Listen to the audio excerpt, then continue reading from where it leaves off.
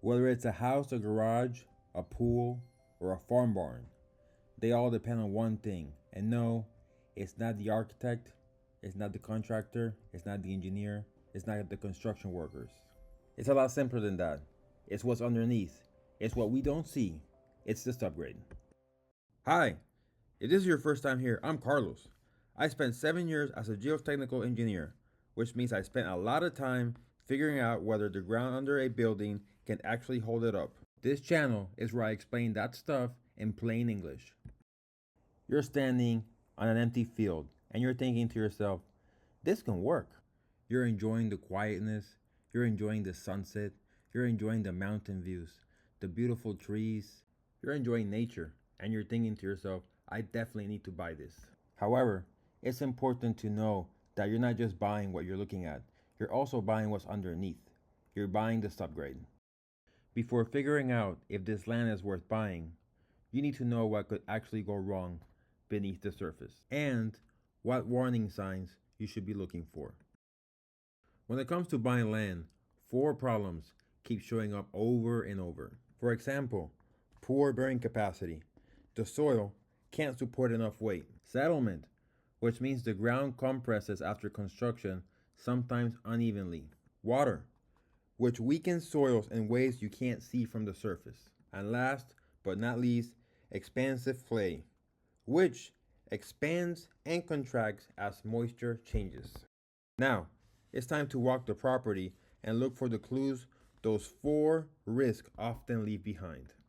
A cracked nearby pavement, a leaning fence, because shifting soils don't just affect houses. Is there visible erosion? Guys and gals, let me clarify. None of these automatically mean there's a problem. They are just reasons to slow down and take a closer look.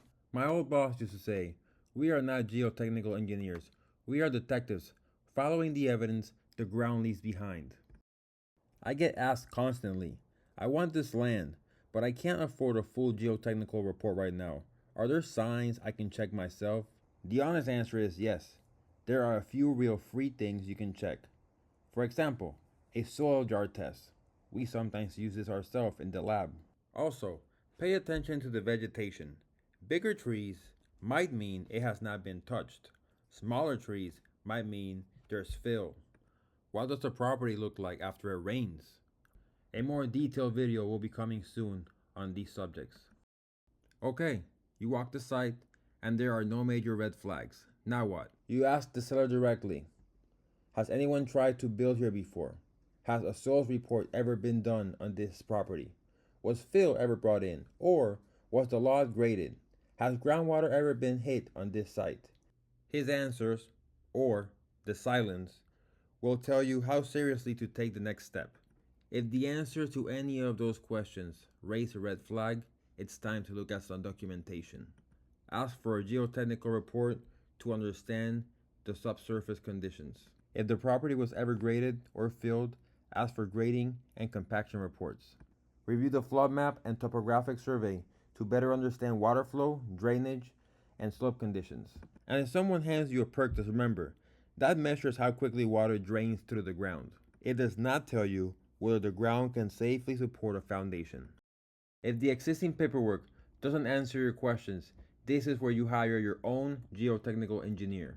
This person will be hired during the due diligence.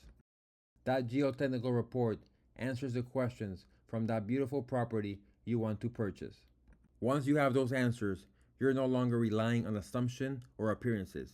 You're making a decision based on real engineering. That's it. That's the journey. From standing on an empty lot to understanding what's really beneath your feet. Next time we will answer in greater detail the biggest question land buyers have. How to evaluate land if you can't afford a geotechnical report. If you're enjoying this content, don't be shy. Hit that subscribe button. Catch you next time.